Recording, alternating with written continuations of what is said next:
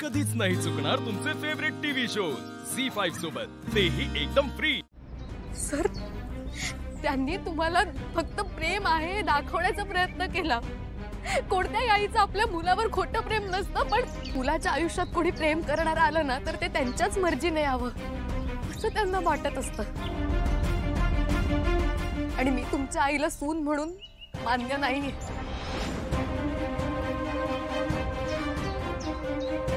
You're wrong, निशी। मॉमने माझ्यासाठी, माझ्या आनंदासाठी आपल्या लग्नाला होकार दिला होता। औक्षण करून तुला घरात वेलकम केलं होतं, घराण्याच्या बांगड्या दिल्या होत्या, विसरलीस तू? तीच तर खरी ठिणगी होती सर। तुझ्या बाबांचा बॅडमिंटनला विरोध असताना मॉमने तुला सपोर्ट केलं, त्याचं काय? कारण सर मला स्पोर्ट्स फेअर मध्ये त्यांना सगळ्या गावातून फिरवायचं होतं, ज्यामुळे माझ्या दादांना त्रास होईल। त्रास? माझ्या मॉमला धूपाचा त्रास होतो हे माहित असताना तू धूप पेटवत होतीस, या त्रासाचं काय? सर, तो धूप मी नाही त्यांनी स्वतः पेटवला होता। आणि सगळ्यात महत्त्वाचं म्हणजे तुमच्या आईला ना धूपाचा त्रास होतो, ना धुराचा, ना अगरबत्तीचा।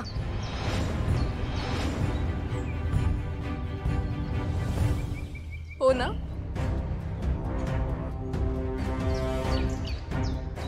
माझं लग्न नीरज सरांसोबत होऊ शकत नाही हे तुम्हीच सांगितलं होतं। घरात पाहुणे आले असताना मला न जमणारं चायनीज फूड बनवायला देखील तुम्हीच सांगितलं ना मुद्दाम। मग सांगा ना तुमच्या मुलाला।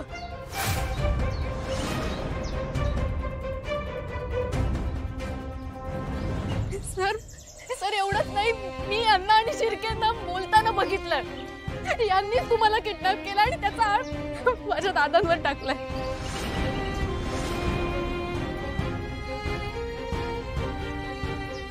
गोडाऊनला आग सुद्धा यांनीच लावली।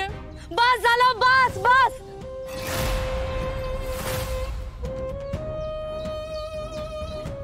हे सगळं नाही सहन होत आहे मला।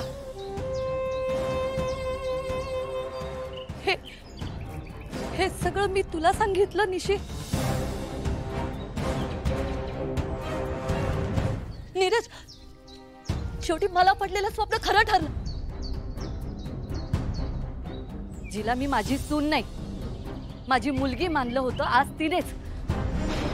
तिनेच सगळ्यांसमोर माझ्यावर घाणेरडे आरोप केले।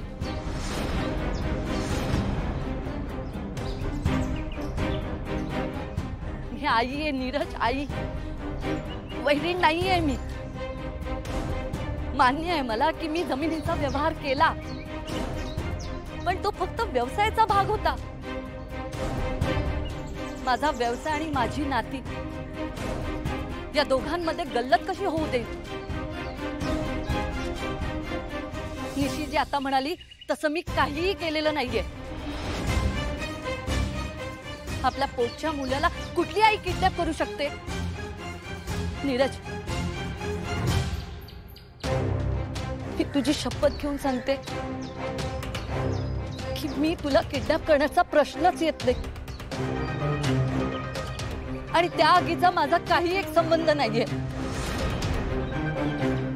ही मुलगी वाटेल ते बरळते।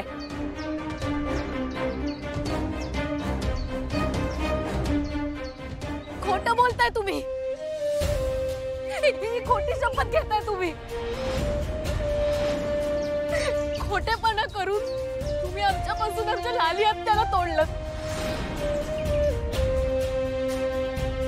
भले तुम्ही पैशाने लाली हत्याची जमीन विकत घेतली असेल, पण या पैशाने ना तुम्ही आमची नाती कधीच विकत घेऊ शकत नाही। इनफ।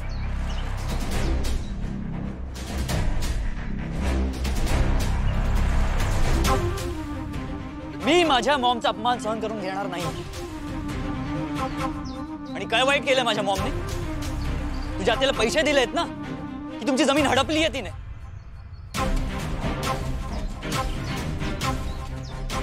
आणि इकडच्या लोकांना सुद्धा ती मार्केट रेटच्या प्रमाणे पैसे द्यायला तयार आहे।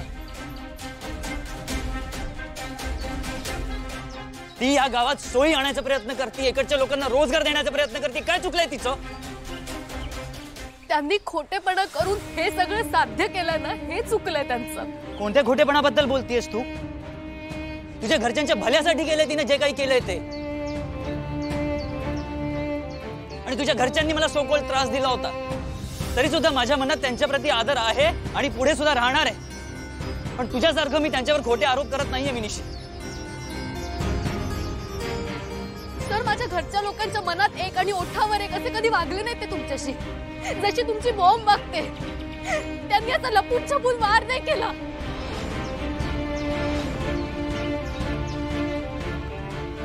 सर, तुमच्या आईने धमकावलंय मला. मी काहीही सहन करेन, पण माझ्या मॉम बद्दल बोललेलं मी सहन करणार नाहीये. सर, मी पण सगळं सहन करायला तयार आहे, पण तुमची मॉम जर माझ्या दादांना बदनाम करायचा प्रयत्न करत असेल ना, तर ते मी नाही सहन करू शकत.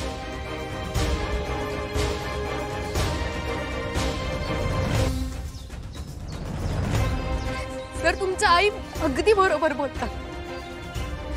आपल्या दोघांचं जग अगदी वेगळं आहे.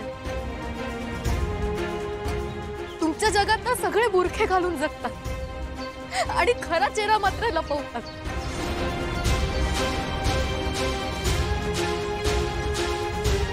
मला तसं नाही जगता यायचं. पॉइंट. तुझं बोलणं, तुझं वागणं बघून ना मला पण मॉमचं म्हणणं पटतंय.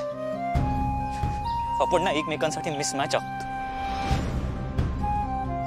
आणि काही महिन्यांच्या प्रेमासाठी मी माझ्या मॉमचा, जिने मला जन्म दिला, तिचा अपमान सहन करून घेणार नाही. आपण दोघं कधी एकत्र येऊ शकत नाही.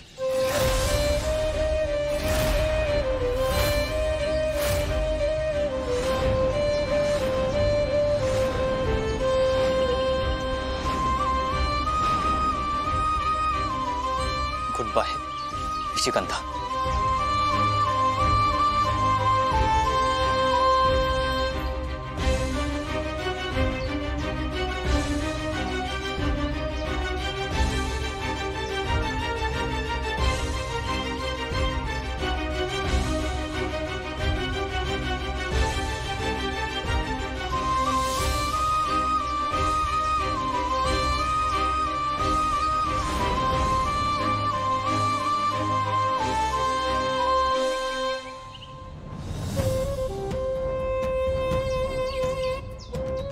गेला तू.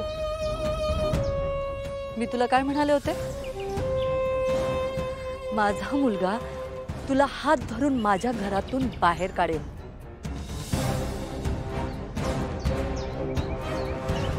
पण बघ,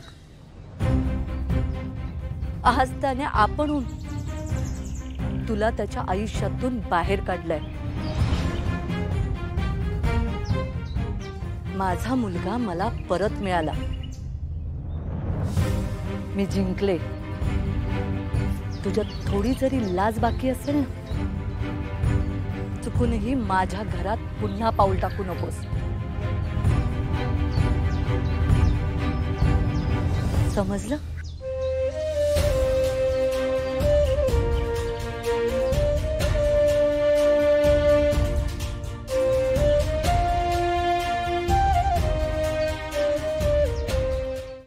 झी5 ॲप डाउनलोड करा आणि पहा सर्व एपिसोड्स एकदम फ्री.